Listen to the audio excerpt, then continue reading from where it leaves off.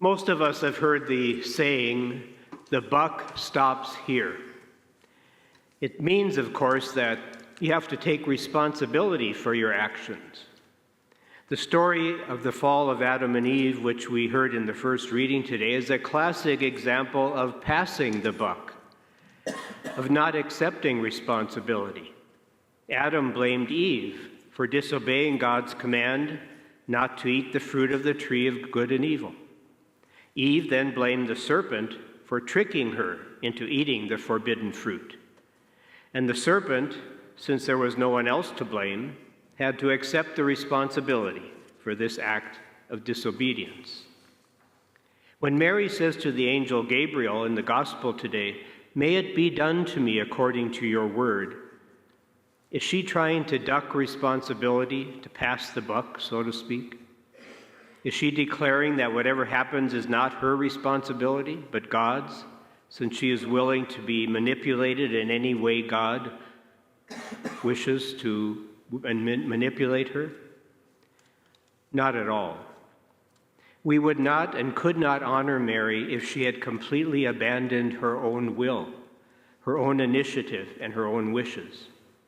After all, if Mary became a robot mechanically carrying out whatever God expected and demanded of her, she would be giving up the greatest human characteristic, that of free will. God often demands a great deal from humans, but God never asks us to give up free will. God wants service that is freely as well as lovingly given. It's quite clear that the liturgy wants us to contrast the behavior of Mary with that of Adam and Eve.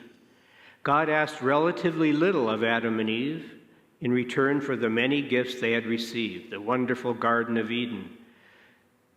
And all he asked of them was not to eat of that one tree. And even that little bit was refused. God asked everything of Mary, and Mary gave all. Adam and Eve failed in their trust of God and in their test of obedience. Mary's life was one of faithful obedience and obedient faithfulness. Perfect sinlessness, immaculate conception, is no longer a possibility for any of us. But that does not mean that this feast has little or no relevance for us. What this feast is really about, as the readings make very clear, is about the way Mary cooperated with and fulfilled God's plan. Adam and Eve rejected God's plan for them and were punished. Mary accepted God's plan fully and was richly blessed. Her life is a life of loving faith and faithful love. Of all the people in the world, Mary was the one who was best prepared for the coming of her Son, Jesus. Loving faith and faithful love. And what's so amazing is that God didn't just give Mary what she needed to carry out what he was asking of her.